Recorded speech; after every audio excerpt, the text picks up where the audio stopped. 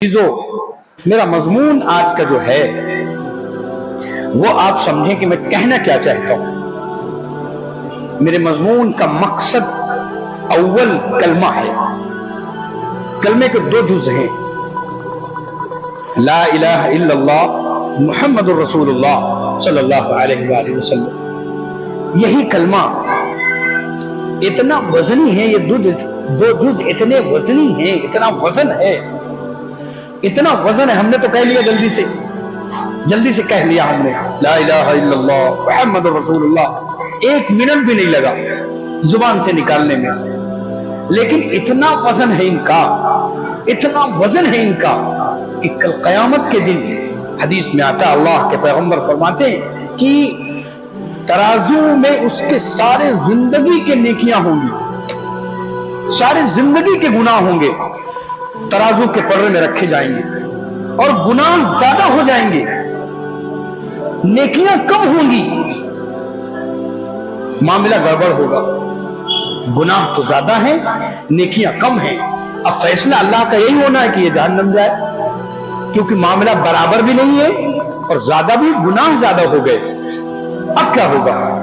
وہ بندہ حیران و پریشان، وہ حیران و پریشان، اب کیا ہوگا؟ میرے گناہ بڑھ گئے، میری نیکیاں کم ہو گئی، اب کیا ہوگا؟ قانون تو یہی ہے کہ جیل میں ڈال دیا جائے، قانون تو یہی ہے کہ جہنم میں ڈالا جائے۔ اللہ پریشان حیران ہوگا۔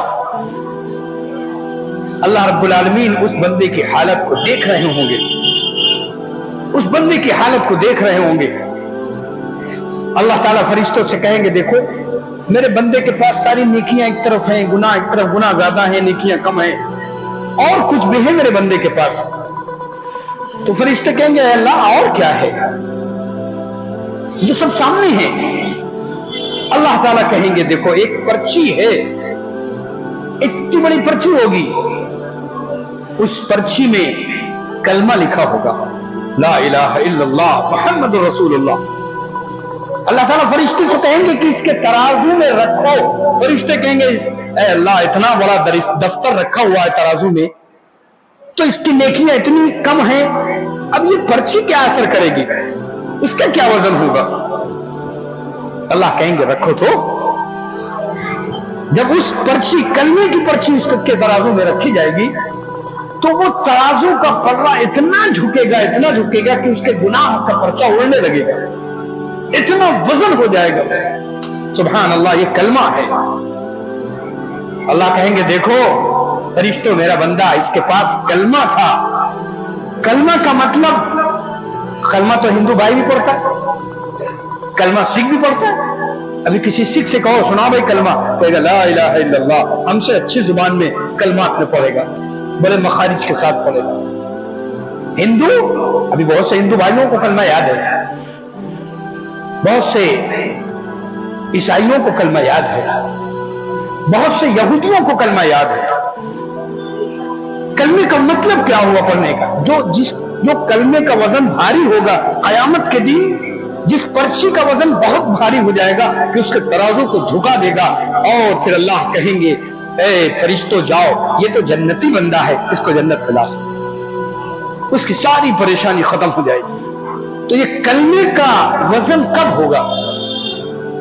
ایک مومن بندہ جب اپنی زندگی کلمے کے مطابق گزار رہا ہوگا۔ دونوں جز یاد رکھیے، کلمہ لا الہ الا اللہ، اللہ کے سوا کوئی معبود نہیں ہے، کوئی معبود نہیں، کوئی الہ نہیں، لا الہ، کوئی الہ ہے ہی نہیں۔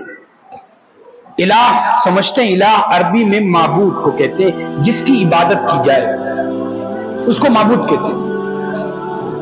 عبادت، الہ کا معنی معبود، جس کی عبادت کی جائے۔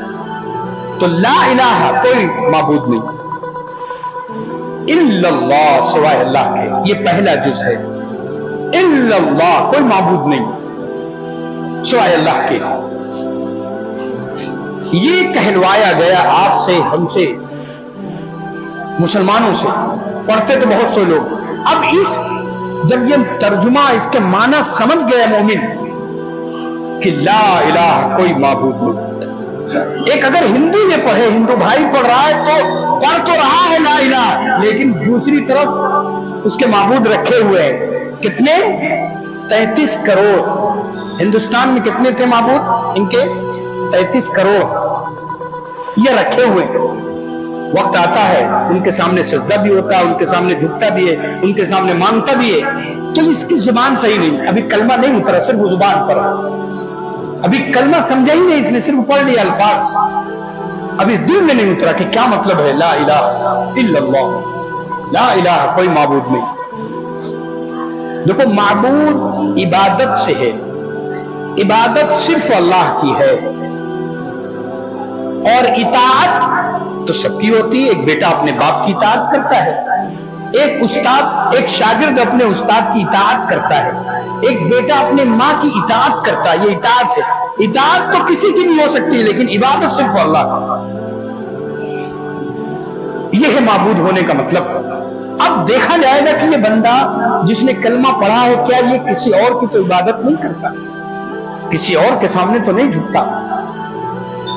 जब गौर किया गया, जाना गया, पहचाना गया, तो वाकई इसकी जिंदगी साफ मिली, बिल्कुल साफ सुथरी, कि हाँ ये पूरी जिंदगी में इसने किसी अल्लाह के सामने किसी के हाथ नहीं फैलाया, अल्लाह के सामने किसी को माबूद नहीं माना, अल्लाह के सामने किसी को अल्लाह के अलावा किसी को अपना मुश्किल कुशा, हाजत रवा, काम बनाने वाला, बिगड़ी बनाने वाला नहीं समझा, सिर्फ अल्लाह को समझा।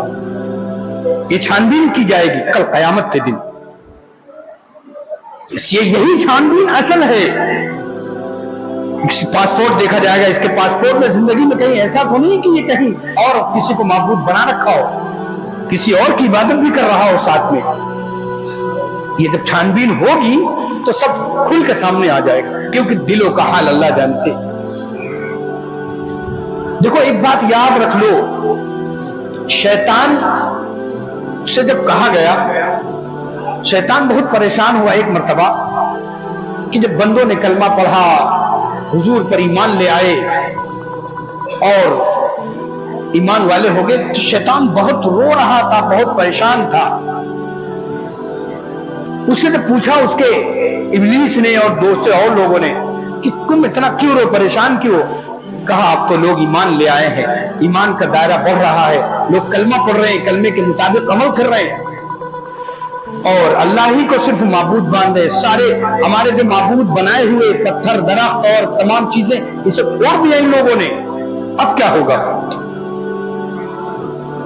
शैतान बहुत परेशान। तो इब्लीस ने कहा घबराओ नहीं, ये तो गए हमारे हाथ से जो ईमान ले आए सच्चे और सिर्फ अल्लाह को माबूद, ये तो हमारे हाथ से गए, लेकिन हम दुनिया में बैठेंगे नहीं खामोश, ऐसी ऐसी चीजें दुनिया में लाएंगे हम घूम घुमा के कि वो जो ईमान वाले मुसलमान हैं वो उन चीजों को इबादत समझेंगे, वो उनको इबादत गुनाह नहीं समझेंगे। जब इबादत किसी गुनाह को, किसी बुरी चीज को अगर इबादत समझ ले तो उसका छोड़ना बहुत मुश्किल होता है।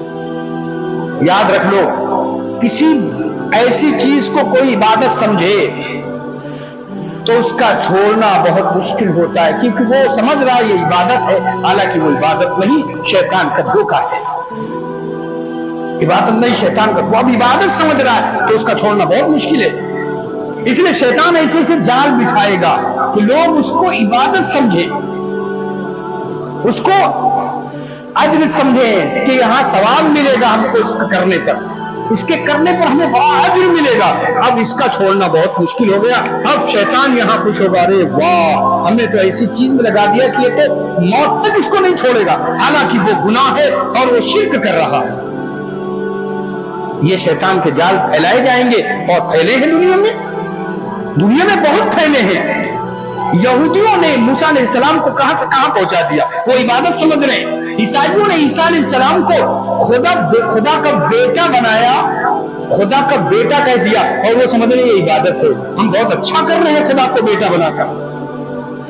खुदा को, ईसा अलैहिस्सलाम को खुदा का बेटा कहकर हम बहुत अच्छा कर रहे हैं, हम बड़ा अच्छा काम कर रहे हैं। ईसाई ये समझ रहे हालांकि ये शिर्क है और वो छोड़ नहीं रहे। हाँ, अल्लाह जिसको ईमान दे दे तो छोड़कर तौबा कर ले और ईमान में, सच्चा ईमान में दाखिल हो जाए। कलमे का मतलब ये था, उज़ैर अलैहिस्सलाम को खुदा का बेटा कहा है यहूदियों ने, हमारे मोहब्बत में वो गुमराह हुए।